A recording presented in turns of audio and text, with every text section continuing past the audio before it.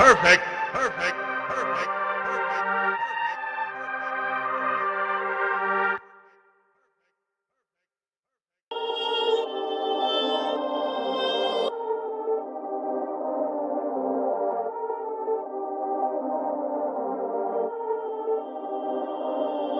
Perfect.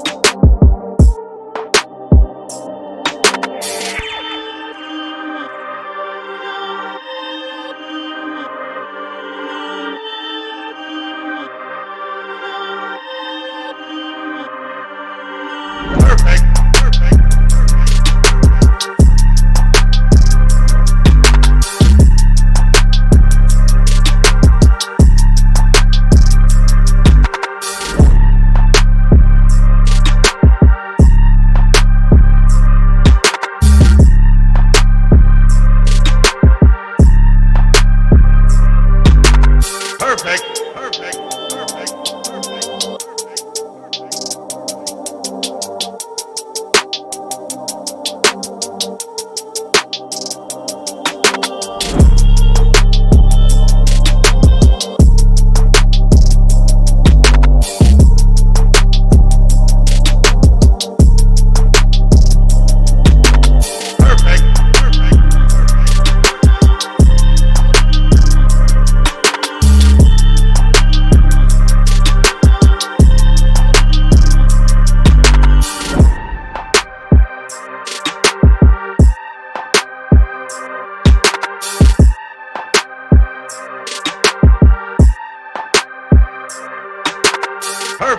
Perfect. Perfect.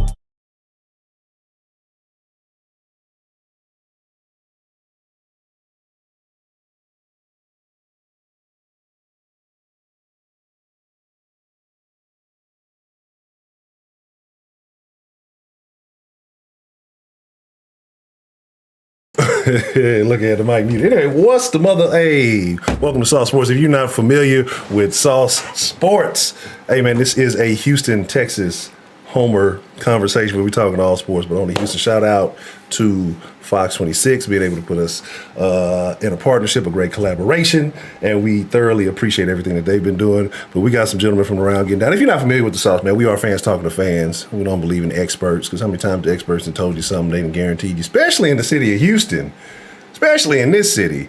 have promised you something was going to happen, and boy, it seemed like the exact opposite. But anyway, fans talking to fans, man, just discussing how we feel about the local teams, local organizations.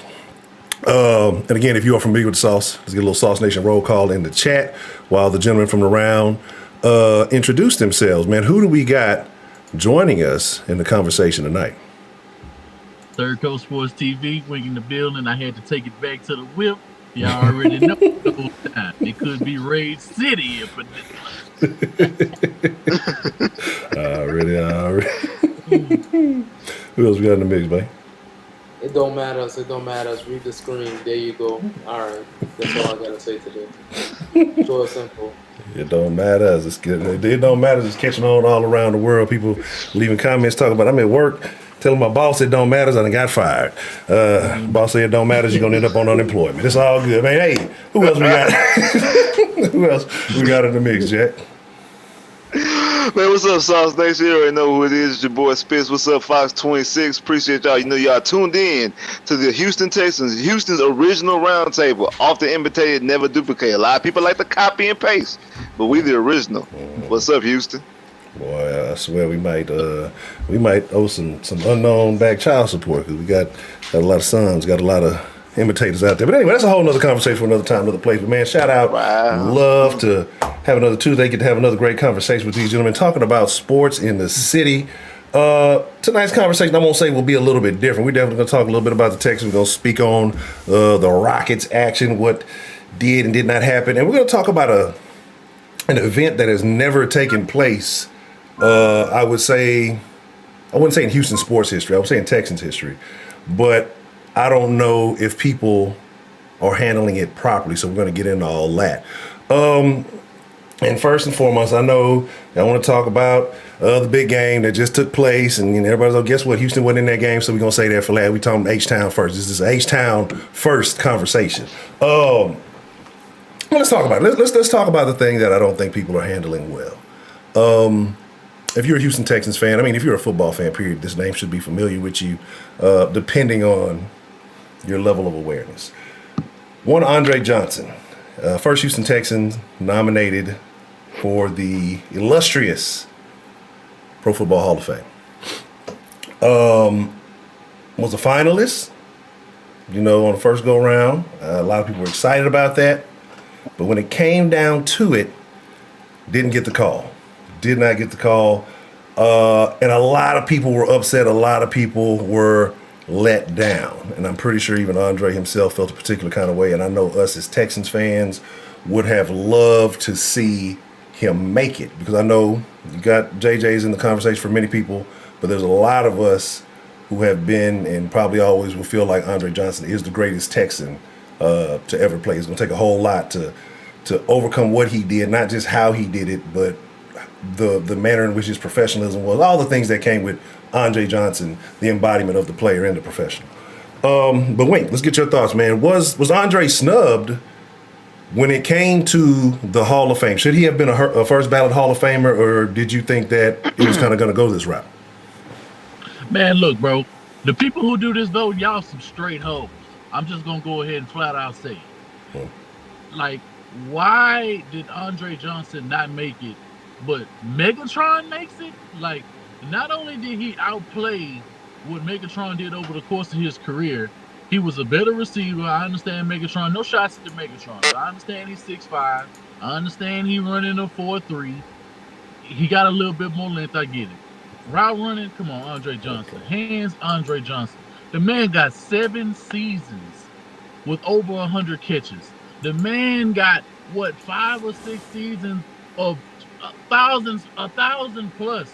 The bro held the city of Houston down. He's charitable. He comes back every year. Even when he leaves the team, he still come back to H-Town, take care of the kids, taking care of the city. He got the key to the city. What the hell is wrong with these dudes? Now, I understand you had guys in there like Torrey holding a few other names, but nobody on this year's list deserves to be in over Andre Johnson, bro. That's my personal opinion. The only thing where they gonna slight him even remotely is what? His touchdowns? Bruh, they were running the ball. They weren't targeting him. They weren't doing a whole bunch of things. And this is what's really gonna piss me off. if when forever in the near future, when Julio Jones is up for this, they're a similar player. If by some reason Julio Jones, when his time is to be in the Hall of Fame, gets in and he's a first ballot, with the amount of touchdowns that he has, great career overall. I'm gonna be flat out flabbergasted because this dude put on for the city. The only reason you knew the Houston Texans even remotely was because of Andre Johnson. Right. This man came here on a team that was just getting started. He didn't want to come here. He made the city live. He made this city what it was, and hands down, he's the only true Hall of Famer we have besides two other people who have played for the Houston Texans throughout their tenure.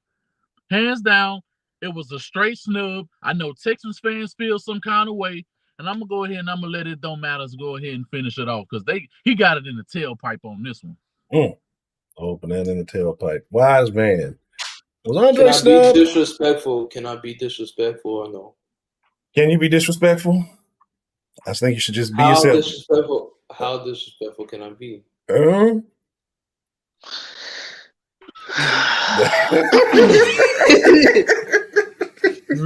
I mean, are we? Well, I'm not gonna say an F bomb, but I'm gonna say an F bomb in quotes. These old farts. These old farts. It's time for them to roll over in the caskets. These baby boomers. It's time for them to go. They do not need to be voting on no NFL Hall of Fame. They don't know what's going on. They got They got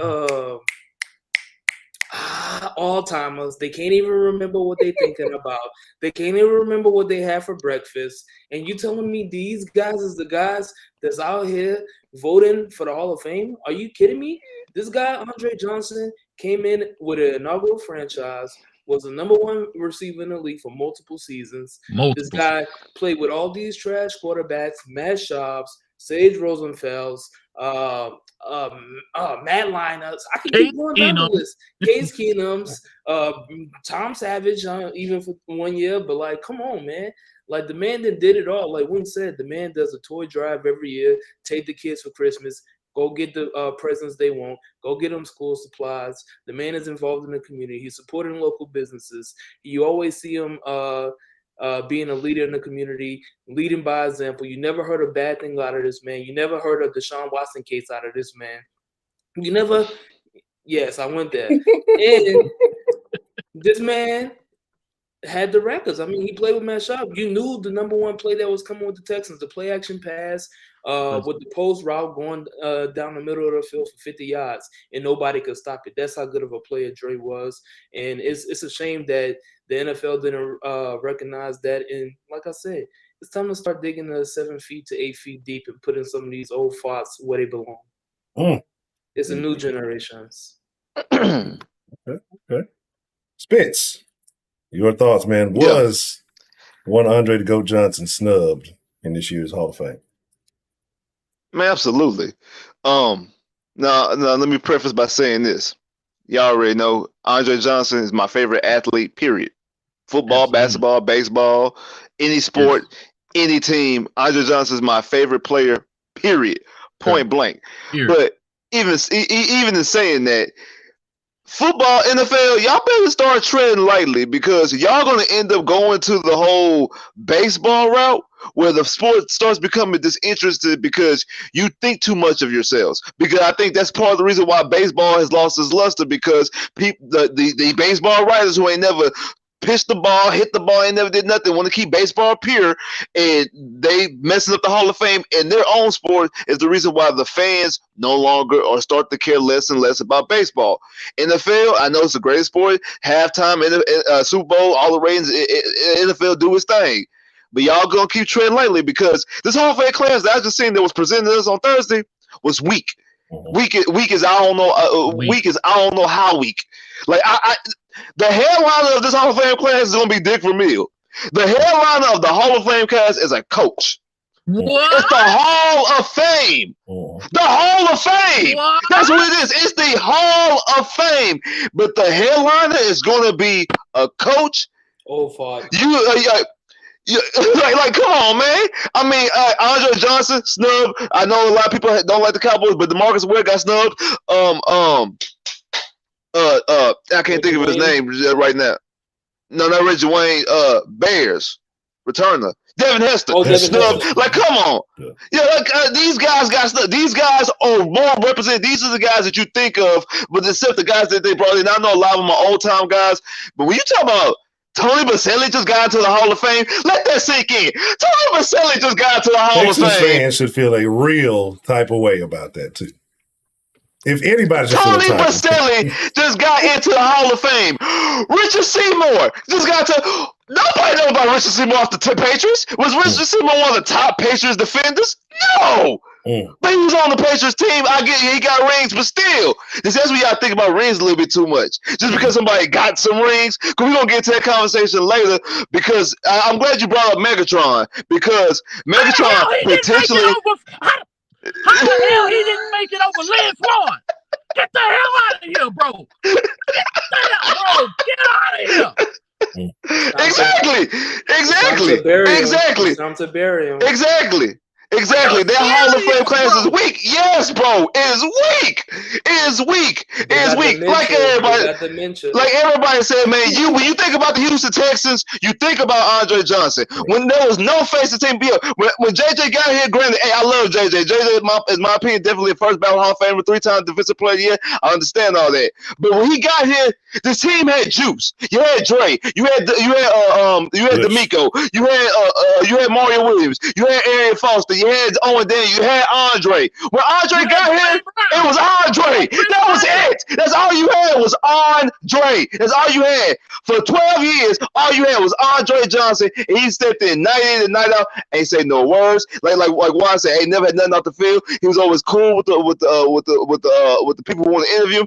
Nothing. He had plenty of chance to leave. Andre didn't even get suspended. Yes, that's true. That's true. Hey, you know what? And everybody applaud them for that too. Everybody applaud because everybody respected Dre. Like what we said last year. When Dre speaks, everybody listens. It's time to listen when Dre speaks. This man can't get into the Hall of Fame. You got to question the Hall of Fame. If it gets to that point, thank you. You got to question how famous is it? Because think about this: how famous is the Hall of Fame when you got a group of guys still up there, and I don't know who they is. I know a lot of people say, we know they were older guys, they may be before your time. I ain't never seen Gale Sayers play a day in my life, but I know who Gale Sayers is. I've never seen Dan Fouts play. I know who Dan Fouts is. I ain't never seen Walter Payton play. I know who Walter Payton is. Like, if you belong in the Hall of Fame, you would know who he is, no matter which generation you in. No matter if you came up before, last, whatever. You would know the great players because they're great players. What? I agree.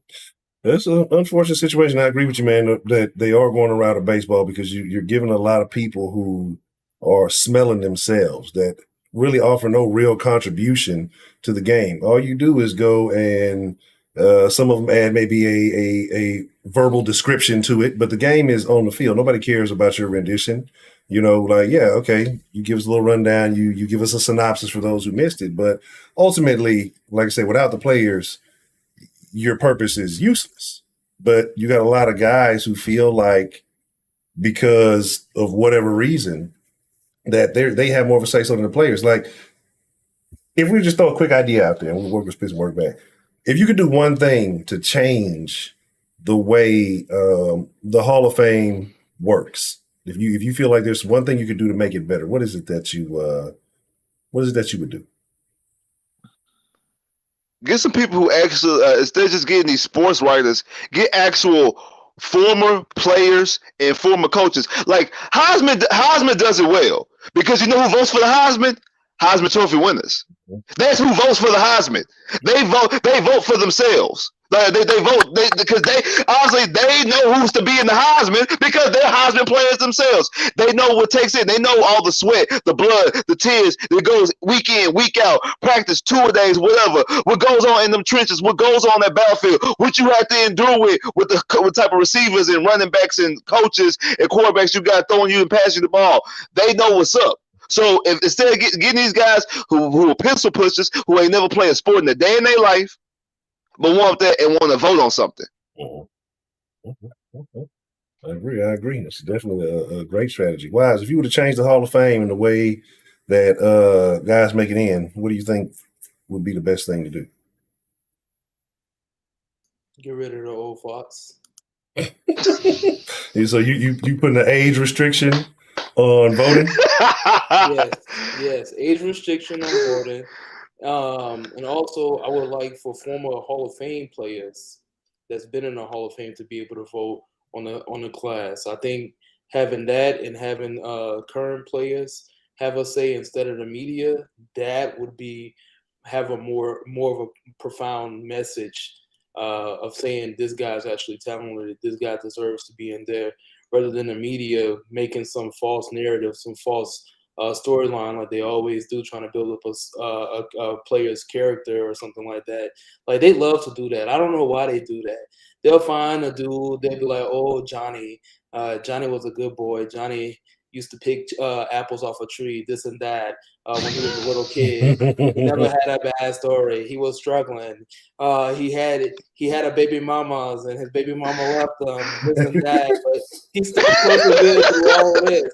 That's what the media be doing. So I don't want the media involved. They always be pushing those narratives, bro. And they don't even have the right narrative. So, like I said, the best thing would be to have current NFL players and Hall of Famers vote on the Hall of Fame, and then the guys that are in the Hall of Fame already would have a higher voting percentage. So, like a weighted vote. Yeah, exactly. And I would agree with that. I think that's a grand idea. You give guys who are currently on the NFL roster an opportunity to have some say so, and then you give those guys who have made it into the Hall of Fame the weighted vote. I would definitely agree with that.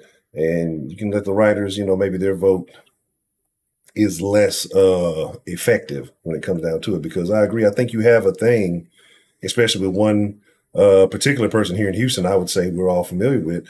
You got a lot of guys who live in that nostalgic timeline, who are still living in the past, like, and those were the greatest days. Those were the glory days of the pigskin. And, maybe not giving credit to some of the guys now and what they have done. I wouldn't even say Andre's a now guy. I would say he was he was one of those receivers before the league got real soft on how you defended receivers. Well, he was in the hardest. He had to go against the Sean Taylors. He had to go against Revis when he came to the league. He had to go against, this is how they need to do the Hall of Fame.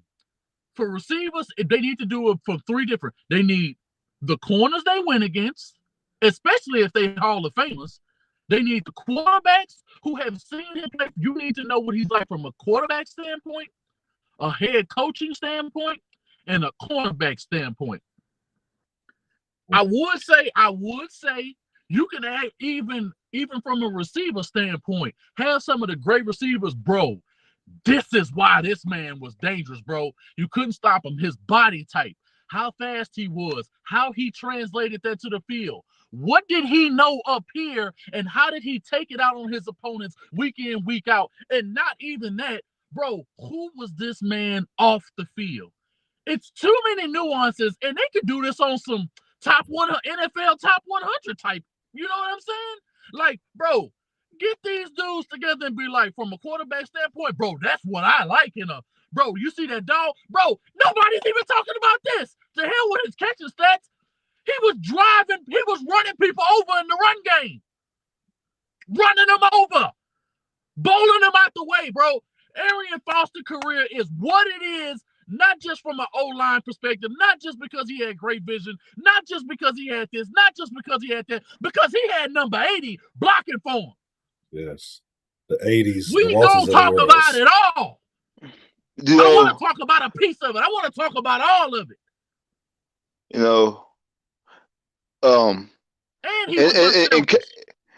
And Calvin might have, because I know Calvin has the record for the most yards in the season. So Calvin might did it because the season that happened before the season happened that. But to the best of my knowledge, correct me if I'm wrong, there's only two receivers. Well, I know there's only two receivers that led the league in receiving back-to-back years. There's only two receivers that have over 1,500 yards in back-to-back years. Jerry Rice Andre Johnson. And Now Calvin might did too later on, but I know for the longest it was there too. And before Josh Gordon came on the scene with the 13 Browns, bro, no other player in history had more yards in back-to-back games. Andre Johnson had 473 yards in 2 games. Those games were in the Jazz game in 2012, and the very next week, we all saw it on Thanksgiving with Megatron on the field. Hey, wait, I do you one better. It wasn't. I do one better. It wasn't even back-to-back weeks. It was the same damn week. It was Sunday, then Thursday. It was 4 days later. Yeah, straight up. That same damn time. That's the Straight same damn time. Yeah. And what was the beast, And though? had to walk off touchdown. In 4 days' time, the man caught 22 catches. 22 catches in 4 days and had over 473 yards. That's ridiculous. You don't think he'll? No, then he did it at 32. Yeah. Hey, you don't think he'll Hall of Famer? He's one of 3 players at the time that was over 30 to have multiple. Don't get me started. Multiple 1,500-yard seasons. Don't get me started. Hey, how about this? And if you don't think he'll Hall of Famer, ask Patrick Peterson. Yeah. Don't get Real don't quick. get me started on this sorry bastard, Bill O'Brien. Bill O'Brien came in here. He was like, "We don't gotta use for Andre Johnson anymore.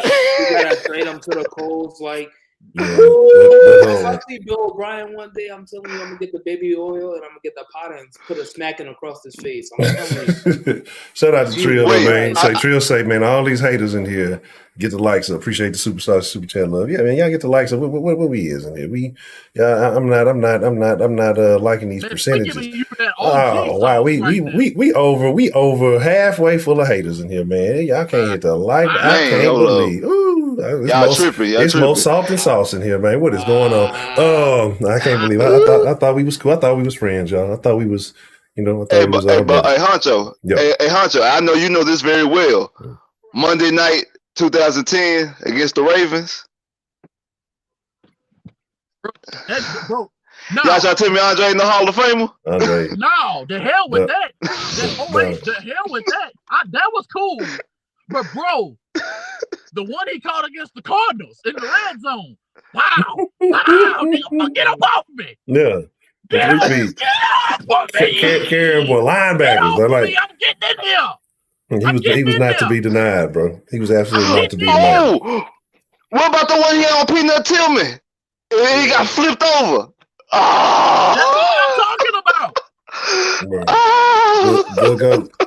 But again, like I say, I think it does play into. We talk often about national media and then the portrayal of Houston, and I think we got to understand people are human, and even the media is subject to their own, impact, I guess you could say. So if you're not necessarily covering the Texans, you only kind of getting bits and pieces here and there because you're not concerned. Let's be honest. For quite some time, we've been considered a bottom feeder or a mid-tier team. So there's not enough interest from outsiders to really be concerned with what we got going on. Now, when you're a team that's constantly at the top of the league, people are going to pay attention because they're going to know what are they doing, what's going on over there. And so, you're going to generate more interest. Now, you had a few years where the Texans were doing some things. You had Andre, you had Owen, you had Arian, and everybody else that went along with it. So when you had these names, we had like 9 Pro Bowlers one year or something like that. Yeah, almost had a whole. Yeah. 2012. Yeah. And so, when you got talent like that, then people are paying attention. But overall, most people did not get a full glimpse of Andre's career because early on, like I said, expansion team, who cares? It's not making waves, but what he's doing is very impactful. But, it kind of is what it is. I got to say this before you move on, Honcho. And we're not even going to talk about him missing damn near the whole, bro, after week 4, the Steelers game in 2011, the best Texans team ever. He goes out, comes back for the playoffs. What he do to that corner again on the double move? Out? Oh, no. He bites on it. Up. Let's go, TJ. Hawk me. Bro, You ain't bro, the code. This man got the coldest double moves I have ever seen. Don't believe me again? We're gonna go ahead and take it to the night of the heart attack game against the Colts in 2013. Case Keenum is launching them. Yes. Rocket launching them. Oh, what he doing the first touchdown? What he do? Oh, out and up again. Boom, 30 yards, clear. Catches another one. Deep cut right down the center, bro. So extends with his tips of his hands. Yes.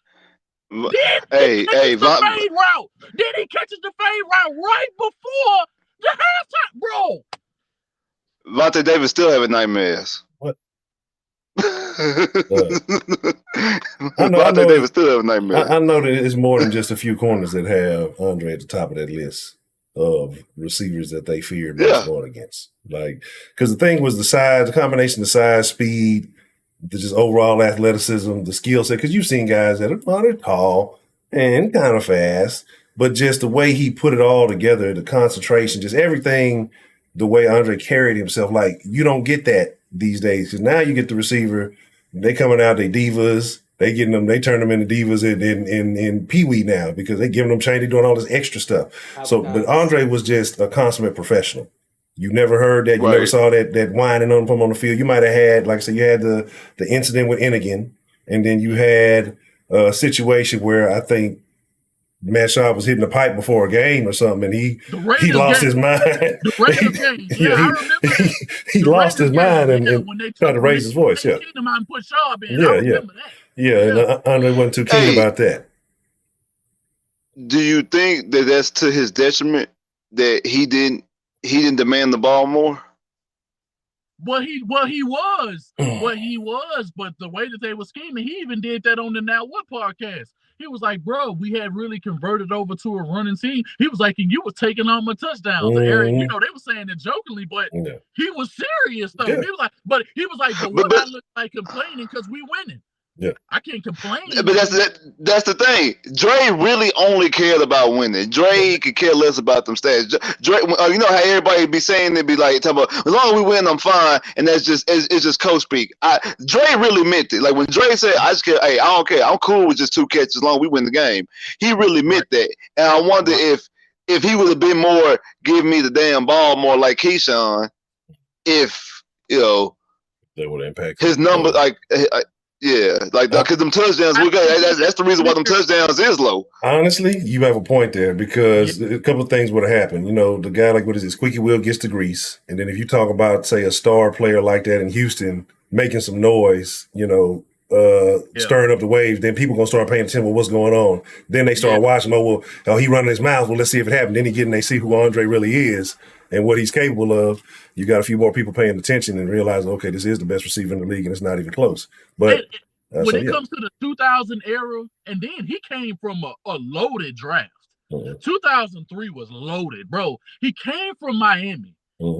Bro, when Andre Johnson came out, bro, no receiver was built like that. No receiver was running track. All of these things, bro, at that size, bro, Andre Johnson 6'3", 235.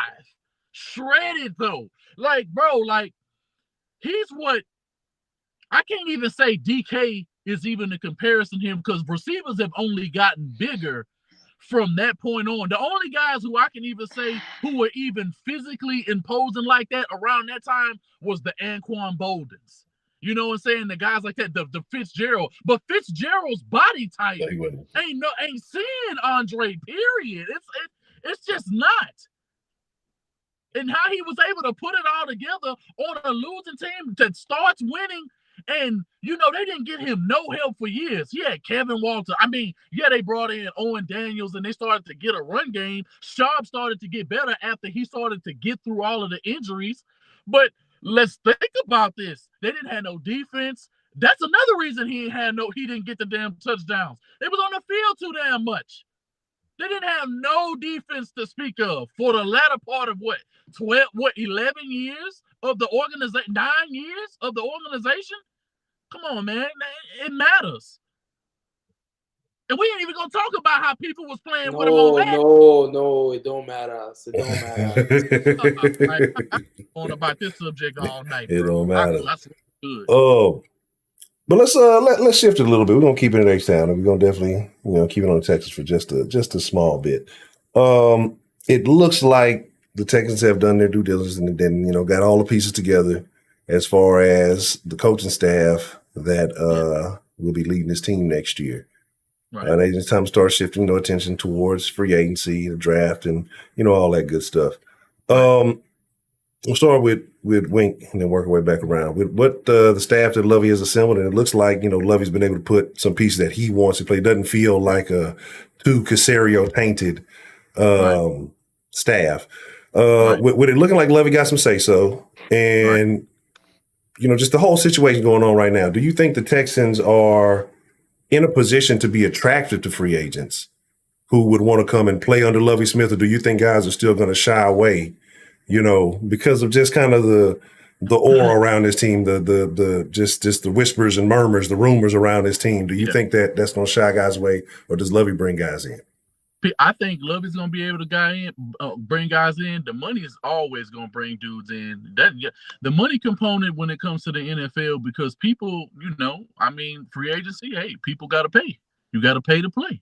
So at the end of the day, if the Texans go ahead and make moves, if Nick Casario can get a lot of money out and free up extra money like he did last year, because we had a low cap last year. I want to say it was like 40 mil. I think the highest cap number as it stands right now is only like 65 mil, which is low. That's the lowest number I've seen for any top team to have the most cap space in years. I haven't seen a number that low. It's been like 90 to 100 million the last few years from my memory. But as far as it goes, especially depending on how they do this Deshaun situation. I know we're not just gonna speak about Deshaun like that, but if they can get that under wraps, and if he can stay, and the fact that they already have a top pick, he's staying. Thank you. If he stays, then even better. Then everybody's gonna want to come. But at the end of the day, it's gonna be the money, incentives. They're gonna have to structure the hell out of these contracts, and the fact that you do have a black coach and a black OC. That may go well for a lot of teams, especially for under the murmurs, because now players are going to be able to reach out to other players and say, hey, they serious about it. But we're going to see how serious they are once free agency starts, and if they can land some notable guys to help out on offense, because I don't see them going free agent heavy in the I don't see them going on the defensive side as often as they should. I think defense is going to be primarily reserved for the draft, because it's going to be guys that Lovey's going to be able to call. And the fact that he's calling his defense means they definitely have to go defense their first pick, maybe their first 4 picks. Okay. How's your thoughts, man? When the Texans first 4 picks. Your thoughts, but when it comes to Texas, and is the Lovie Smith situation going to change how the Texans handle free agency? Did you not see that running game? Did you not see that receiving core? Did you not see the interior line? At least one of those bits got to be offense. I'm just saying. But, Lovey, he can bring dudes in, especially with Pep Hamilton. All these dudes, they frauds out here. All these young guys, they want to be with the trend. I know I'm a young guy myself. But these guys is all frauds, to be honest. They want to be like Black Lives Matter this, Black Lives Matter that. We want the black head coaches. We want the black owners. But when it come down to it, and a team put a black head coach and put a black offensive coordinator in the thing, they don't want to play for the black coaches. This is real interesting. That's all I got to say, James Hardens. But we'll talk about that later. Russell Westbrook. We'll talk about that later. But yeah, Lovie Smith, he's a player's coach. He's going to be able to get that locker room going. He's going to be able to motivate guys. He's going to have guys be able to run through the wall for him. He's that type of coach. Also, Pep Hamilton, he's a young offensive coordinator. He's not too young. He does have a lot of experience, especially with Andrew Luck. He has some experience with Justin Herbert. He has some experience with Deshaun Watson, and we're not going to talk about that backup quarterback. But it's gonna be real interesting what they can do. It's real interesting. Nikki Scissors, I know I gave you an apology last week. Nikki Scissors, we know you tune in every Tuesday at 7:00. You probably got us on your screen in the Lexington's office right now. But Nikki Scissors, let's be real here. We do this every offseason. We look at the free agents, we look at the draft. When you look at every single position in the free agency, bro, it's multiple cheap contracts that you can sign. It's a lot of great value in this year's free agency. It's a lot of depth. When you're looking at receiver, you can address it. When you're looking at running back, you can address it. When you're looking at outside linebackers, you can address it. When you're looking at corners and safeties, you can really address it in this free agency. You already got Lonnie Johnson out here recruiting Quandre Diggs from Seattle. They used to play at UT. So, I mean, like, at the end of the day, if Nikki Scissors went out here, used the cap the right way, gave some of those guys 2-year deals instead of 1-year deals, because next year we're going to have more cap space going into the season. And you got to take into account that the salary cap increases every season as well. The Nikki Scissors can build a playoff roster within the next 2 to 3 seasons. And I'm giving this coaching staff at least 2 seasons. I know next season is going to be a bomb, and I know that we're going to have another top 5 pick. Hopefully we get a young quarterback. Hopefully we get another young piece. It doesn't even matter the position. We got so many missing pieces. We need as many superstars as possible right now on this team. We need one on the offensive side of the ball, and we need one on the defensive side of the ball. So it's going to be real key for this offseason to see what they're going to be able to do.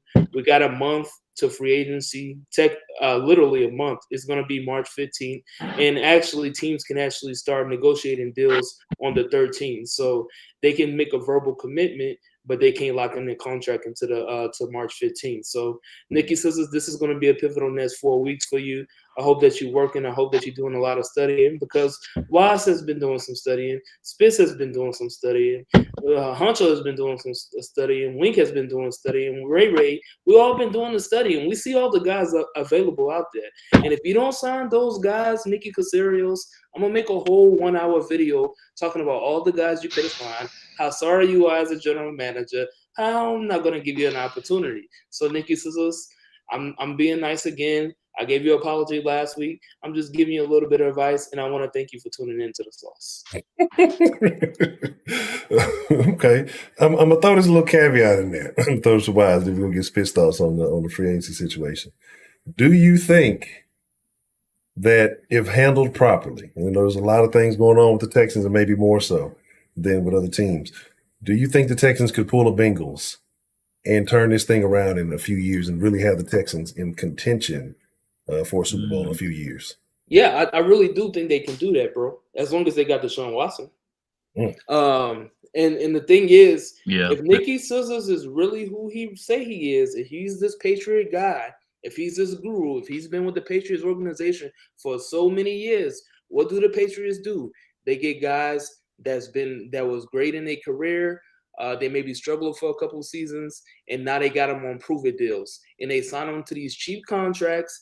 They get these guys to overperform within their system, to buy into their system, buy into the culture. If Nikki Scissors can do that, what the Patriots do for the Texans, then yeah, I can say they can do what the Bengals doing. But you need guys to buy in. You need to build a real culture, and you got to hold these guys liable. You can't have guys like Lonnie Johnson on Twitter tweeting after every game his highlights after we taking an L. Come on, Lonnie Johnson. We all tired of seeing that shit, respectfully. And another thing, you can't have guys like this fraud. What's that tight end, Pharaoh Brown? Yeah, he makes some good plays, this and that. But this guy talking about, I don't care if the fans not in the stadium. It don't pay my check. Yeah, do pay your check, you sorry bastard. Get it through your thick brain. Like, what's wrong with these guys, bro? We need to I can't stand winners. I can't stand Phil Brown. We down 21-0. He's sitting there get first down, get the hopping and flipping. Man, sit your hot butt garbage self down, man. You ain't did nothing all game. I can't stand Phil Brown. I really can't. I want to like him too, but I just can't stand Phil Brown. I really can't. I can't either. I think awareness is something this team has definitely lacked in certain situations. And I get it, but it makes you think players are more focused on self than team when they out there celebrating. You getting your head kicked in, and you out there celebrating a first down or, doing all this. And you look and all they got to do is this, but Right. you're doing this. You know what I'm saying? So it Right. is what it is. But when it comes down to this free agency, man, is Lovie Smith going to be enough to bring in notable names in free agency, or do you think it's going to change the perception that people outside of the Houston or the Houston Texans organization have about what's going on inside of Houston? Spence, what are your thoughts on that? If Black Lives Matter was a football team, it would be the Houston Texans. Reason why I'm saying that because they got all these black coaches. So if Black Lives Matter is a football team, I'm saying it's Houston Texans. Do I think this could draw in free agents? We'll see. Because I think at the very least, Lovie Smith is a respectable coach. He's a legitimate head coach. You avoid being the laughing stock that you would continuously be by hiring Josh McCown. And I think that's part of the reason why, this is basically it. So that's why Nick Caserio allowed Lovie to do his thing, hire his coaches, do what you gotta do. And Lovie kind of said in his press conference what his plans were as far as putting guys in the pipeline. Therefore, he has done it. He has hired a lot of minority coaches. Therefore, this could be something that I think could get to some of the players via free agency. I wouldn't mind playing in Houston, kind of like what Wise was saying. You got all these guys that always want to. Anytime a social issue happens, a pop up, they the first ones on social media saying, tweeting out Black Lives Matter, the Black Fist. Okay, now it's easy to say things. It's easy to be part of the crowd and say this and say that on social media, but put some of that plan into action. Okay, now you have an opportunity to play with the only team that I can think of that has a black head coach and a black offensive coordinator. I don't know another team that has both, right? That has both a black head coach and a black offensive coordinator. I think the Texans have the most minorities on their whole coaching staff in total. So therefore, you want to put your money where your mouth is. You say you for these social issues, you want more black head coaches. Like we got people talking about, there's not enough people in the pipeline. Okay, this Houston Texans are embodiment of that. Why don't you go ahead and be part of this franchise? Why don't you be part of the franchise? Help be part of the change. So we'll see if they'll do stuff like that. And that's your question about being like the Bengals. Yes, I think the key that will have to be Deshaun Watson. But this is another thing too. That Bengals team, if I'm not mistaken, out of the 11 starters, have 7 new starters on defense within the last 2 years. They went out and got 7 guys via free agency and draft to be their new starters on defense. You're going to have to do something like that. You're going to have to do an overhaul on some part of the ball, on either offense or defense. You're going to have to do some type of massive overhaul to get you right there. I do think the Texans could be improved because of the lack of what's good in the division. I'm not really high on Jacksonville because I'm not really high on Trevor Lawrence. Indianapolis talking about getting rid of Carson Wentz, and I think the Titans window is starting to close shut. So right there, I think you will close the gap on those teams. I'm not saying Texas is going to be a playoff team.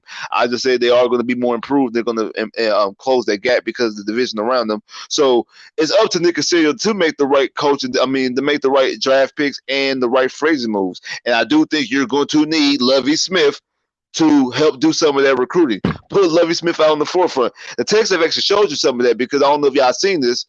They had Lovie Smith calling out to the season ticket holders, making sure that they requested and sent in their form about renewing their tickets. I don't think Bill O'Brien's ever did that. I don't think Gary Kubiak's ever did that. I don't think Don Capers ever did that. I don't even think David Culley did that. But they made Lovie Smith do that. We'll see if they will keep that same trend going and put Lovie Smith out there when they try to bring in some of these free agents. Very good point. Very good point. And I agree with talking about a lot of these guys because we see it all the time. We've seen the knees and everything else that goes with it. Put some skin in the game. If you, like you said, it's easy to talk about an issue or say what somebody should do when you have no risk whatsoever involved. Right. So if it goes right, cool. I told you also, if it goes wrong, you can duck and hide around the corner, act like you never had nothing to do with it. Like, you got to put some skin in the game. So I definitely agree. All those guys who were, on this train or that train, put your money where your mouth is if you are talented enough, and I'm sure the Texans would be more than happy to give them a deal. Let's talk about ex-Texans. Let's talk about the ball. I know some people want to talk about the bowl, and we are going to talk a little bit of basketball for us all said and done, because there's definitely a conversation that has to be had. But while we're on the football talk, let's talk about a particular ex-Texan. Let's talk about the bowl because there were a couple of ex-Texans in the bowl. But I want to talk about this one specific Texan in particular because I don't even Vernon Hargreaves. I know it. I know it. I knew it. I knew you was going there. I knew you was going there. I couldn't even. I knew you was going there, bro. I couldn't even finesse the segue because I was going to try to play it like I'm talking about DJ, but I can't because what Vernon Hargreaves did, it's buffoonery and it's surprising because it's crazy. And when you did it, the stage you did it on, but almost as some of us should be familiar, Vernon Hargreaves' awareness wasn't always top notch. So with Spitz, your thoughts on it? We work our way back around. When that took place, when that happened, how did you feel about that? Did it catch your eye when it happened? I said, of course. Yeah. Man, I said, of course, it would be Vernon Hargreaves. Again, another one of the card-carrying members of Hot Butter Garbage. He's one of the proud card-carrying members of showing you with the embodiment of being hot butter garbage. He might be the president. It's between him and Eric Murray. They might be the presidents of the Hot Butter Garbage fan club. But in all seriousness, how dumb can you be? And because of that, I'm actually glad. I was going for the Bengals at first. I'm actually glad the Rams won because I could not live in the world where he get a ring. I can't live in the world where he get a ring. That was so idiotic. You ain't got no pass on. You were rumping, jumping. Yeah. Are you serious, bro? Are you serious? Are you serious? Man, he better be left in L.A. They shouldn't let him on no team bus. Nothing. Mm-mm. You find your own way home. I don't even know how you gonna get your clothes. We locking you out, cuz. You locked out. Like, you gotta call you an Uber, whatever. You stuck. Like, that was just so idiotic, bro. Like, come on. They're like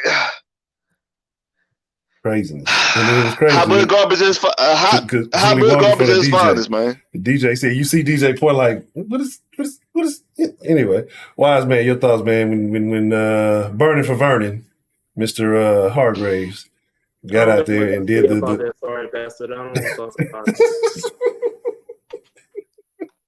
No love for Hargreaves, man. I don't got nothing nice to say, so mine will not say it.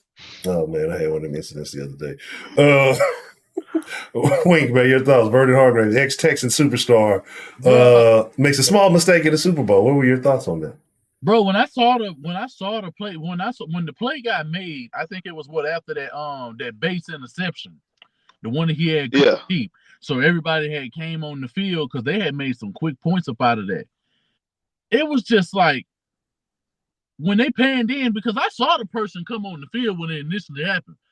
But when they panned in, and they was like, yeah, Vernon Hargreaves, he had on regular clothes, and he came out on the field because it was like an unsportsmanlike conduct for like somebody not being suited up coming out on the field. I didn't even know that was rule, but like Smith said, it would be your goofy ass. Like, bro, you have done nothing throughout your career, bro. Yeah, you was cold in college. We'll give you that. You was cold when you was coming out, bro. NFL, not so much, bro.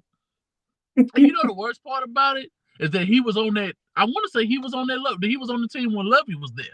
I think that's when he had got drafted because they had, bro. I want to say he was there, or it was somebody else. He was there. I want to say Lovey was involved with that, but it's just like, bro, how in the hell are you? I understand the excitement of the play, but why you couldn't do that on the sideline? Like, why did you have to physically come on the field? You're not contributing. It ain't like you was OBJ and you got knocked out of the game and now you in street clothes and then you do that.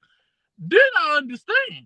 But for you not to suit up in the game, period, you're not playing. And deservedly so. Because this is what happens even when you're not on the field. Could you imagine what he would have done on the field? Oh, my God, bro.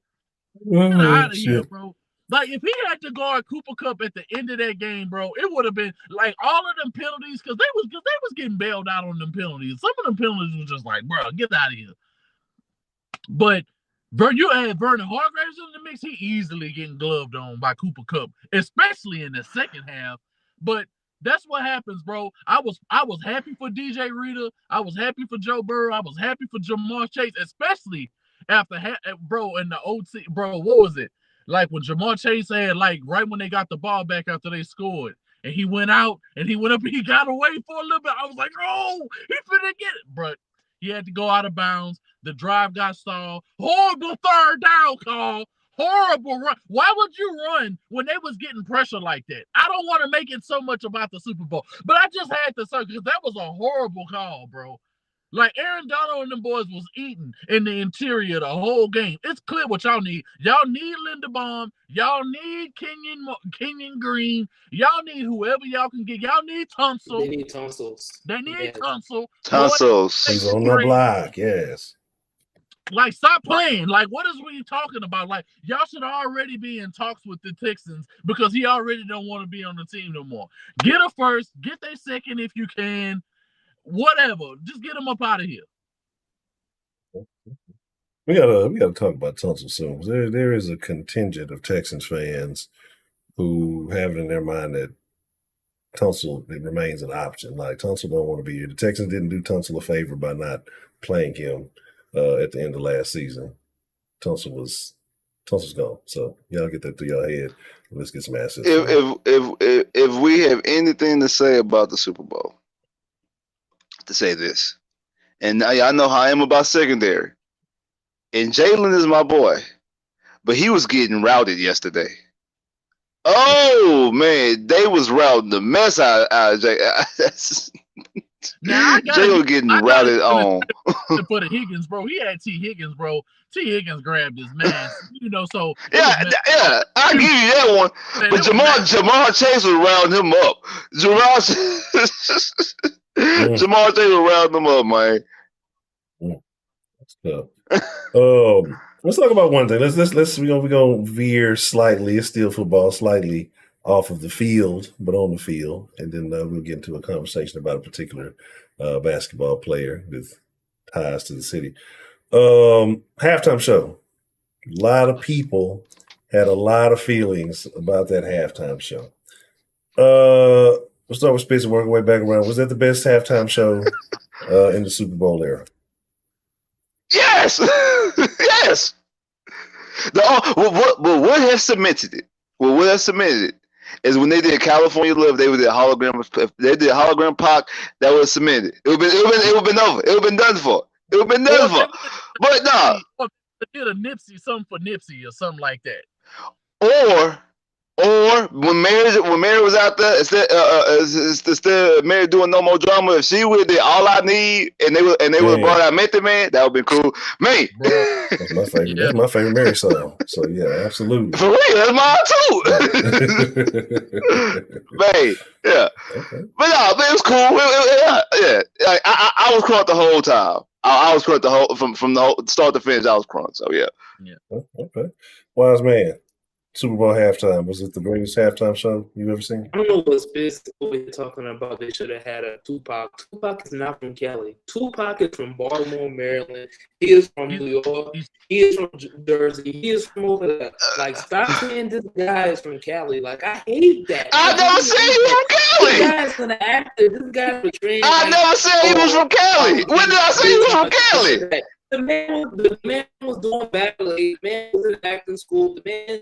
Like, stop it. Like, I hate these guys. They want to portray these lifestyles that they ain't living. Like, this dude is not from Cali. I think it made sense to do it because Snoop had just bought Death Row. Because he was a part of Death Row. So it made sense. It would have made sense for me. No, I was there because they played the song. No, they got too many people from Cali, bro. They got too many people from Cali. Ice Cube would have been a cool position. They could have did Ice Cube. They could have did DJ Quick. They could have did Nipsey. They could have paid homage to Nipsey. They could have did YG, who goes to all the Rams. You're a Ram fan. And Phil Simon. He's a Ram fan. What? Okay, well, they even hate you.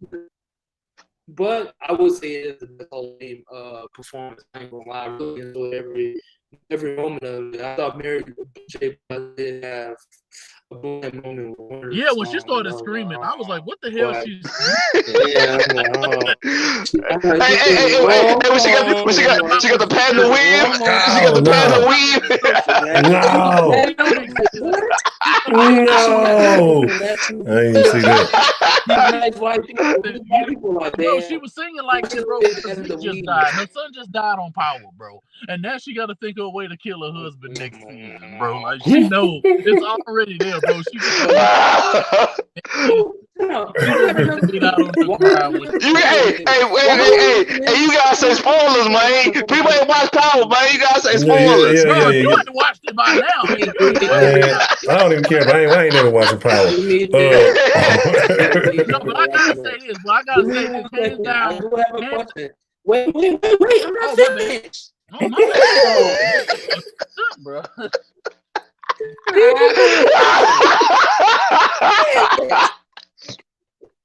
What?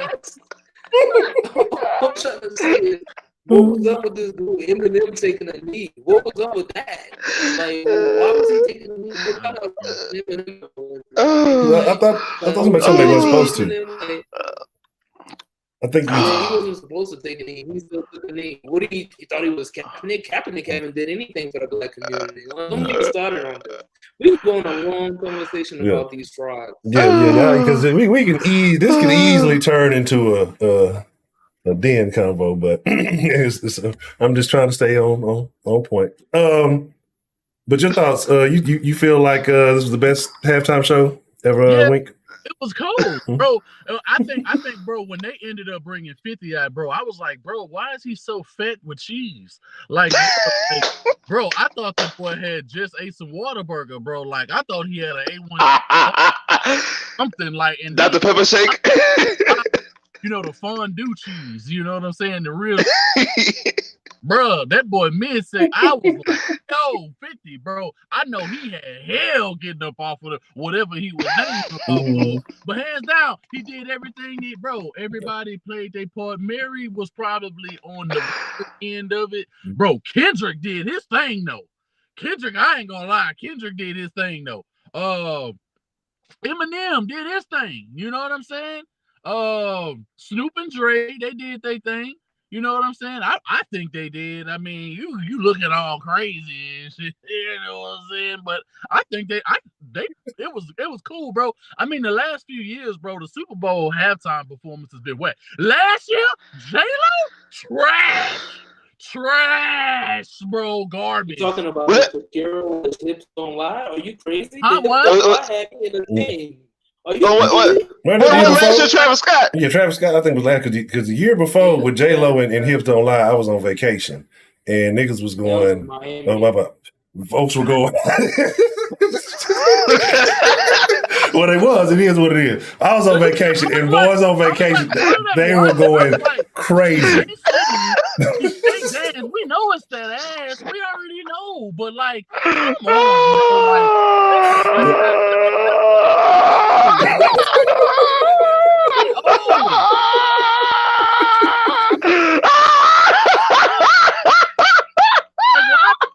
like she didn't do good, bro. Like these halftime performances, bro, and then the commercials wasn't even really good like that. You know what I'm saying?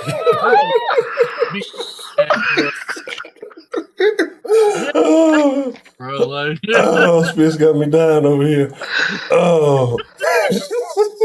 Bro, what the hell, bro?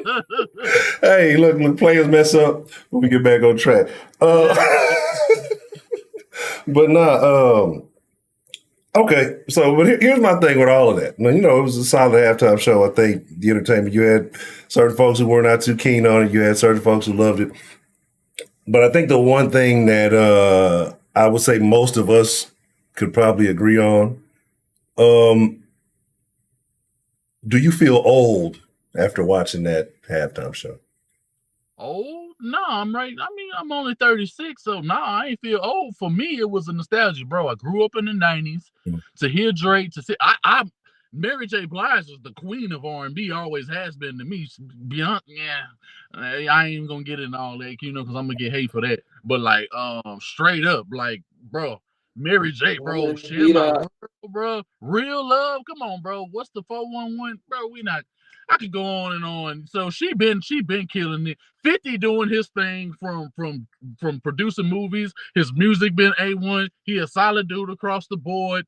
Eminem was one of my favorite artists of all time. Like for him to come out and do what he did, Kendrick, like I said, like he been hit and miss for me, but like, bro, like he performed the right songs. This whole little everything was cool. I thought it was cool. You know what I'm saying? So I really had no qualms about it. I mean, it was cool. I just wasn't around enough people to get like super hyped about it. You know what I'm saying? That's the only thing, because I was in the house, so like I wasn't around a whole bunch of people who could be hype about it. But I think so. That's probably what ended up took a little bit of the what I knew it should have been. But if I would have watched it, probably with some other people, I'd have been like, yo, hey, what? But when the songs came on, I was singing along with all the songs. Oh. And we ain't even gonna talk about what the picture of what Snoop did. Oh wow! Snoop was up to the Snoop. That boy had to go ahead and got real Snoopy. Right. Yeah, he got real Snoopy before the performance. I hear. Howard said he did pregame too before the show. So he pregame right on the steps. Terrible. All right. So let's flip the script a little bit. So some things happened, man. NBA trade deadline a few days ago. For the most part, the Rockets did not make any of the moves I think Rockets fans really wanted them to make. And I would say one of those things would involve moving on from Christian Wood. I think getting Eric Gordon to a contender. Hopefully, he's having one of his better seasons, and why let it dwindle away with the Rockets, and hopefully could have got some assets for him. But unfortunately, none of that happened. They did move Theis and acquire the services of one named Schroeder. But Freedom. Oh, Freedom, yes, he needs freedom, but Freedom has some political issues going on, and with LP being I think from the same region, there's kind of like they were saying that there's some tension with certain Turkish players in Freedom because of his stances and his beliefs, and it can make it kind of hazardous for other players. So they waived him, moved on from him. And I know a lot of people were hearing the rumor of Westbrook to Houston, and then trade out, and the Rockets get some first round picks, and Lakers do whatever they call themselves doing, get John Wall. So a lot of things didn't happen. Whatever, we stayed pretty stagnant. But the Rockets is not necessarily, I want to talk about the Rockets, but not a current Rockets player, but who is actually still doing the Rockets a favor, in my opinion. James Harden decided to move on from his short tenure in Brooklyn. There were allegations about him not liking the city. Can't blame him. We're talking about H-Town, wide out, sprawling land, room and air to breathe. Not everybody stacked on top of each other. Go to New York. It's a lot of people and not a big of an area. He wasn't feeling it, apparently. Apparently, the stripper clubs wasn't popping like down in the city. But so anyway, he moves on. He goes to Philly now. He's out there with Embiid. Brooklyn picks up Simmons and a couple other cats. We're sort of Wise on this because Wise is the most Rockets guy. Ultimately, how do you feel about that move? And with us having Brooklyn's picks for the next foreseeable future, do you think that move actually benefited us by James Harden leaving, or do you think that it's actually puts us in a worse position with them acquiring Ben Simmons? The Nets. No, that benefits us. Ben Simmons is trash. This man is. You said how about a garbage president? He should be how about a garbage president. Do we not forget this man had a wide open dunk against Trae Young? The man is 7 foot tall. Damn near 7 foot tall. Trae Young is 6'1". He had a wide open dunk.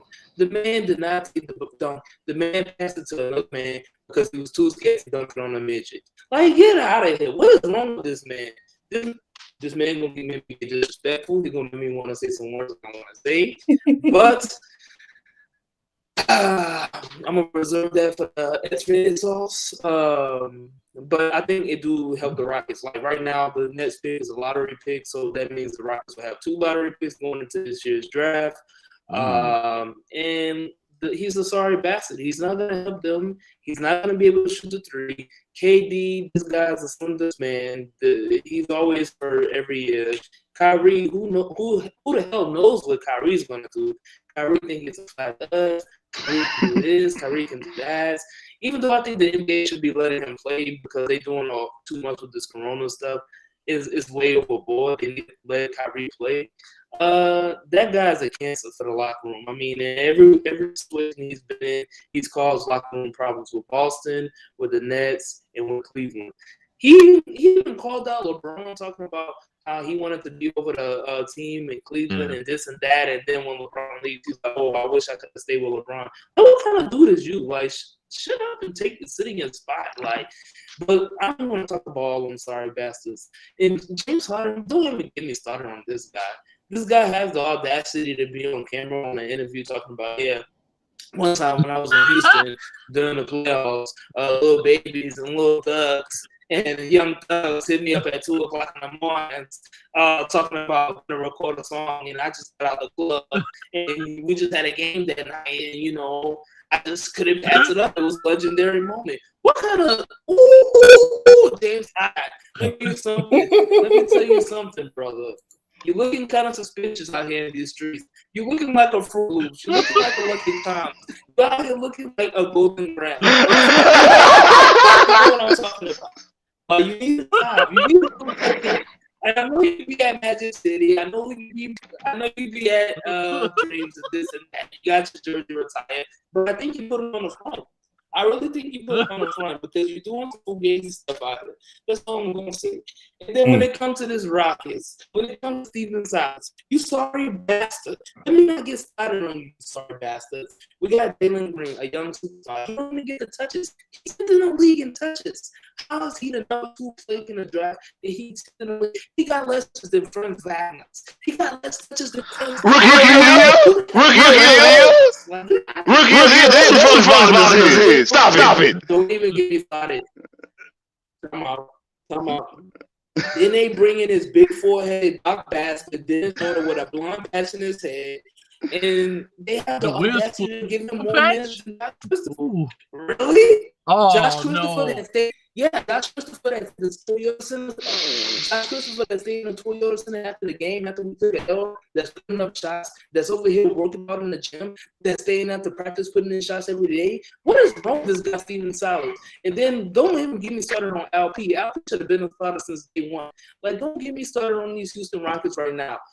Raphael Stone, I don't know what the hell you're doing. You did make some okay trades. You did make some okay acquisitions, but it's time to put up and shut up now. Like, we ain't complacent with this bullshit. Like, I'm tired of seeing this bullshit. Like, get out of here with that. Like, you have the opportunity to trade Eric Gordon. He's shooting the best percentage in the league. He having 45, 90% shooting. Like, you could have got a first-round pick. No, you wouldn't be too greedy. No, he is too good. No, I want 2 first-round picks. Who the hell is you, Raphael Stone? You need to check. You know what you need to check. You need to check Twitter. You need to keep your home in check. That's all I'm going to say. And don't even get me started. Don't even get me started on this sorry bastard, Steven Silas. I'm going to finish this real fast. You just like your daddy. You just like your daddy. Your daddy was able to produce LeBron James. But guess what? He got fired next year because he was a sorry bastard.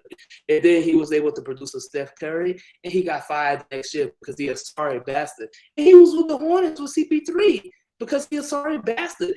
You and your daddy, the same. Y'all gonna get fired. Y'all don't know how to lead a team. Y'all don't know how to develop young players. Oh, I see guys like Saj on Twitters and this and that talking about, oh, you should give him an opportunity. No, don't give him an opportunity. He been a sorry bastard for 2 straight years. We haven't seen no progress on the team. We got the worst record, the second worst or the third worst record in the league, the worst in the Western Conference, and it doesn't make any sense. We got all these young guys with all this talent, and we can't make it gel together.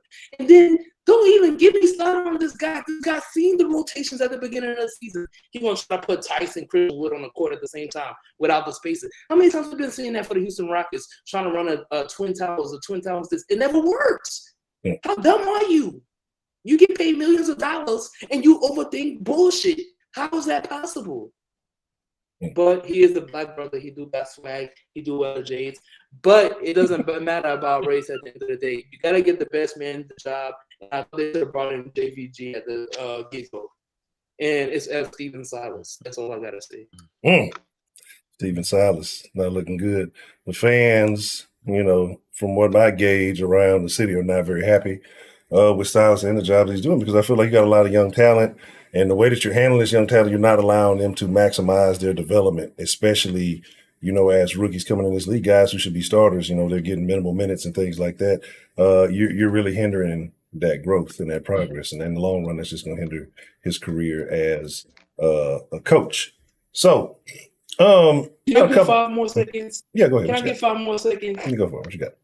Like, how do you get a guy you trade for a Dylan Schroeder, a backup point guard, a sorry bastard that got embarrassed on national media? You going and giving him minutes at the first day he get here, and you're gonna bench a rookie and only give him 2 minutes and 45 seconds? What the hell is wrong with this guy? That's all I gotta say. He's figuring it out, but he ain't gonna have too much longer. At least getting shorter and shorter. I want to jump back to the football conversation. A couple little things I want to touch on before we get ready to slide up out of here. Go back to the Super Bowl. And again, when we talk, if you in the chat and you listen in the chat, we are asking y'all these questions too. We want to know y'all's thoughts too. I want to say shout out to Super Duper, man. I forgot. I apologize for the super saucy super chat love. They said he should have defended the ball more, especially inside the 20. I think is what it says. It kind of cut off on a part of it where I had it, but I'm assuming that's what you said. Oh, especially inside the red zone and end zone. All right, man. Shout out to Super Duper. Appreciate the super chat love. So let's go back and look at this Super Bowl. There's a young guy, first full year making it to the big game. So he's going to have more opportunities. And then you got a guy who's been in the league for quite some time. We've actually alluded to some of his compadres, if you will, when we mentioned Megatron, and we talked about Thanksgiving games and things of that nature. Matt Stafford. We'll start with Wink. And the short answer is Matt Stafford a Hall of Famer, in your opinion? Absolutely. Especially now. I think, over the course of his career, he's already thrown he's thrown for what? I don't know his exact numbers. He has damn near better numbers than Eli. The only reason why I won't say now, I think the only reason why he's even remotely or can be considered, and I know I'm getting flagged. I'm probably going to get flagged for it, but he been good in the fourth quarters for quite some time. The man scored, he get 5,000 yards almost at will. What? Bro, he got 5,000 yard seasons throwing the ball, bro. We're not going to act like Matthew Stafford. I get you that, okay, yeah, this is his first true way. Get them on pick sixes and mess up. Stop. I get it. I'm not saying he only threw 5,000 yards. I'm not saying he don't have blunders. He got blunders.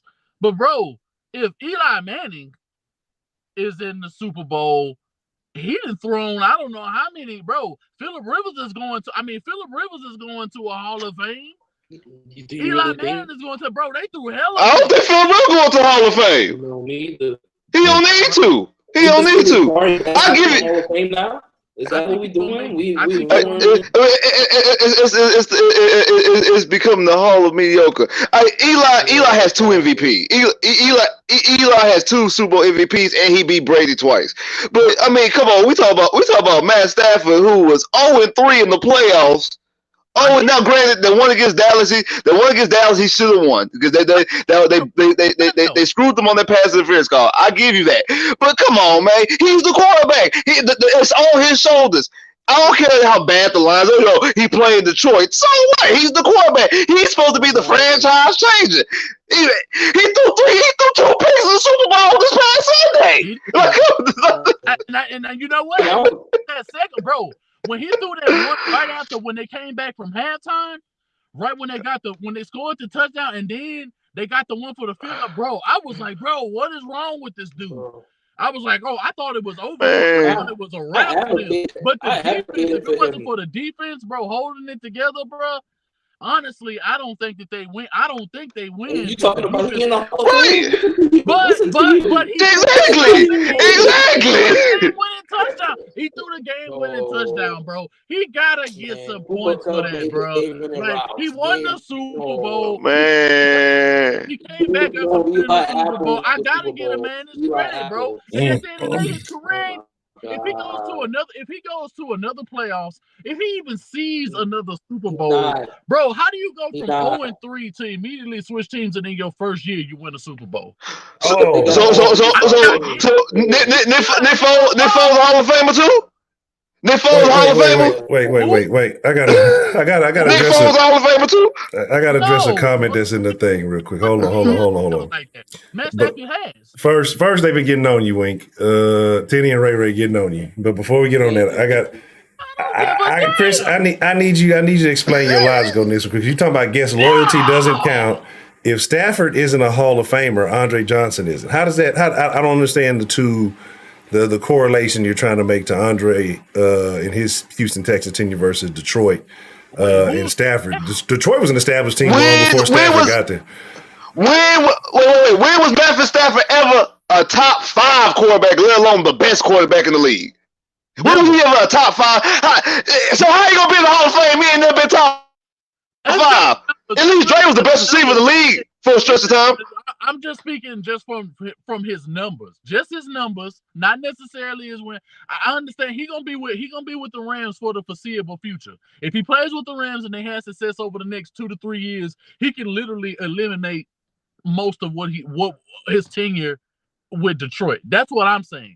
I'm only speaking for what he's really gonna be able to do with the Rams going forward. Because I think how many people are gonna break his records around him. You know how many people are gonna break his records, bro? Yeah, it's gonna be a quarterback. It's gonna be a quarterback that's gonna throw 50,000 yards. But here's my thing: like, is it really? Does Stafford get as much credit for that victory? Because you're talking about a Rams team that was basically a Super Bowl contender even prior to it. You know what I'm saying? Yeah. Like, how much more did he really add to the situation? They don't win the Super Bowl. They don't win the Super Bowl with Jared Goff. Why is we playing? Oh, wait a minute. Why is we playing? Like, we're not gonna do it. He don't got the MVPs or whatever. But Eli Manning. I mean, Goff did take him to the Super Bowl though. Eli Manning has way more passing yards than Matt Stafford, bro. Yeah. Yeah. I think Eli getting in. I don't think Phillip Rivers getting in. Ben's going to get in. I don't see Phillip Rivers getting in. I don't think Matt Stafford getting in. That's debatable. I don't think Matt Stafford getting in. I don't think what's his name? For Atlanta, Matt Ryan. He not getting in. Yeah, he not getting in. Flacco not getting in. Like those guys not getting in, bro. You don't think so? No, he never been on a. No. If they keep these right, he has one Pro Bowl. What? He ain't won a Super Bowl MVP. Like what? Deshaun got more Pro Bowls than him. Deshaun got more Pro Bowls than Matt Stafford. I get the points. I get the points being made, and I understand. I'm saying when his career is done, because I don't know when his career gonna be done. It don't look like it's gonna be done no time soon. I think if he played for another 3-4 years, which he definitely has the capability to do with the Rams. If can he not change his fortunes in the next 3 years? Can he not do that? If he wins some more Super Bowls, then we will be having a different conversation. That's basically if he wins more Super Bowls. Maybe a quarterback in the last 5 years. Say he even makes two more. Say if he makes 2 more appearances and he loses them, but he still got a Super Bowl, but he getting up to that because that means he at least gonna be an NFC champion 3 multiple times. Jimmy Garoppolo's. That's what you basically saying. Nah, he got way more talent. So as of right now, though, you think he gets in with a losing overall record? Because right now his record is his overall. I just saw it and I lost it. 86, 95, and 1 as a starting QB. You think that gets me? Well, that's what I'm saying. He can overwrite 86, 95, and 1? Yeah. So he's lost 10 more games than he won. Yes. Even for him to be, I get it. But like I said, his career ain't over. If this is how we have to preface this. If you're gonna say this year, if he retires tomorrow, then no. But if we're talking 3-4 years from now and he stays with the majority of this team and they at least make it to NFC Championship, he winning playoff games every year, or if he sees another Super Bowl appearance, then why not? That's what I'm saying. That's the angle Wink. I'm gonna ask you, like I asked Honcho about Kevin Johnson. Is this really the hill you want to die on? Is this really the hill? What you mean? He can literally. Kevin Johnson's still a GOAT. He just went out on a technicality. If he wins 12 games, if he wins 13 games next season, he literally, he'll just be going over his overall record. But I'm not gonna act like Detroit wasn't a deplorable team either. I'm not gonna act. He had Megatron. He had a Hall of Fame receiver. One receiver. One. Come on, it's Toe. He had Golden Tates. Who? That's more than a lot of guys that won Super Bowls. There's more than a lot of guys that won Super Bowls. Hey, I'm not saying he literally getting to play with two great receivers right now. So he had great. And now he got Cooper The Discord gonna be fired up after this because man, come on, bro. I'm ready for the smoke, bro. Don't nobody scare me, bro. They're not liking the Stafford take. I'm not saying right now. I'm saying 3 to 4 years from now, he could change his fortune. That's all I'm saying. No. Yes. No, Super Bowl or not. Hey, Wise. Hey, you got to call him up, Wise. You got to call him up. Exactly. Waste management. It's all good.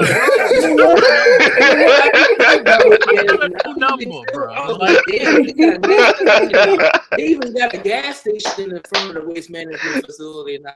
I'm like, damn, bro. They got to come pick up wings. They countrywide, goddamn it. Oh man. Right now, I agree. Right now, no. But 3-4 years from now, he could be. I won't say yeah. I'll say he could be in 3 to 4 years. You leave the door open. You'll leave the door open. The possibility is not that. Okay. I'll recant myself and I'll say he's not a surefire. He's not a surefire. But if he wins playoff games going forward, if he has to go to the playoffs. I think he has to go to the playoffs for the remainder of the time that he's in the NFL. He has to go to the playoffs every year, and he has to, at minimum, make an NFC championship. He has to. If he does that for like 3 or 4 consecutive seasons, why not? If he makes a Super Bowl, then cool. I'm saying I think that'll be enough. By then, and 3 to 5 years from now, I think that'll be enough. Okay. Damn it, I should have said that thing. Anyway, real quick, it's about that time. Wise, Stafford, Hall of Famer. I really got a scared of my face. Bro. The man never gonna see the Hall of Fame a day in his life. The man is just Matt Schaub on steroids. That's it. That's tough. Matt Schaub being passes. Remember? Spitz. Your thoughts? Matt Stafford, Hall of Famer. Wink. That take was hot butter garbage, bro. Man, get out of here. Literally how did y'all get what I'm saying, bro? It's not unreasonable. It's not. I'm saying, bro. No, but the thing is, though, the thing is, I wouldn't even be surprised if they let him in. It wouldn't surprise me, but he doesn't need to be in, though, because he's not a Hall of Famer. He is not a Hall of Famer. No matter what we think, and no matter what the writers think. We literally started the show off with talking about this because we understand dudes get snubbed, and we know they let dudes in who don't deserve to be in, bro. So at the end of the day, why is everybody fighting me on this? And then I even recanted what I'm saying and said, okay, I'm willing to give some conditions as to how he can do it. Don't matter. At least We 5 see years. we can't see, we can't hear. All we heard is you said yeah. Shout out to Super Duper. Shout out to Super Duper. Say Stafford probably could win a Super Bowl with the Lions if they never fired Jim Caldwell. He had no business being fired. And shout out to Kenneth. Said Kenneth Cologne says Aaron Donald first ballot if he retires today. It's a total question. Yes, he got over 100 sacks, and he did it in less than 10 years. Oh. He did it in less than 10 years with 2 Super Bowl appearances, and he got 3 Defensive Player of the Year. Yeah, it's 3. not even if J.J. Watt. Yeah. If J.J. Watt a first ballot Hall of Famer, Aaron Donald is a clear-cut case of what a first ballot Hall of Famer as well as Von Miller. It's 2 people on that defense who are clearly locked in for the Hall of Fame. Locked in. I do you one better. He actually made the plays to win the Super Bowl. He took over that game in that fourth quarter. Yes. He took over that game in that fourth quarter with the 2 sacks and also the game-winning pressure. Yeah, he's a Hall of Famer. If he's not a Hall of Famer, there's no Hall of Fame. Like, come on, man, he's a Hall of Famer. Yeah. Everybody gonna have that career-defining moment. He doing this from the interior at 6 foot. That alone, bro. I have not seen nobody like that since like John Randall. John Randall, the only comparison I can see for somebody his size making that much pressure, bro, in the middle of the field, bro. Aaron Donald is special. Hands down, best pick in the 2014 draft. It's not even close. And then just like when you play a pickup basketball and you call your shot. He called the shot. He kept on saying, "Hey, right here, right here." He been calling the shot all playoff. Come on, man. It's not even close. Yeah. All right. Well, it's about that time, but if these gentlemen are available and if y'all are in the chat, y'all know how we rocking. We'll definitely slide in the Discord. If you're a part of that, beat us there, don't meet us there. If you're not a part of that, you can become a part of that. Patreon.com/Sauce Sports, the easy way. That's the fastest way to do it. Gentlemen, y'all got anything y'all want to say before we get up out of here for the evening? Man, I had to go ahead and take it back to the old school, jump in the car, give y'all a little bit of, you know what I'm saying? People like that. So we had to go ahead and give it to them. Shout out to all my brothers, man. Honcho, Spitz, Wise, as well as the Round Table crew. I'm going to get on y'all ass if y'all getting on my ass in the Discord about this Matthew Stafford take. Bro, you understand what the hell I'm saying. So don't take it out of context. I further explained it, and if you want the smoke, you can get it. It's about to go right. Whoever want it can get it. Okay. Wow, gotta get my popcorn ready. It don't matter. I'm gonna put my white boy Rios on you. He gonna put it down. Rios gonna come with that tag nation. Rios is everything. Rios, yes. Yes. I'm letting you know that right now. If Rio get out of line, 12 years, you getting music, bro. Rio pit bull, man. Rio is a pit bull in the hood off the leash. You don't know what to do. Make sure y'all hit the like button. Thank all y'all for tuning in today. Hit the subscribe button. Make sure y'all comment. We do interact with the comments down there. Make sure you join the Patreon. The Patreon only $4.99, $5. Get in there, get in the Discord, join the conversation.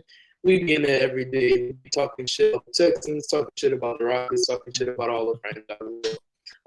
Even we talk about life stuff. So if you need some life stuff, you want some stuff, you need some advice, you can come talk to us all because we're gonna give you that too. But yeah, that's all I wanted to say. Watch your face, bro. Bro, your ribs be hurt, bro.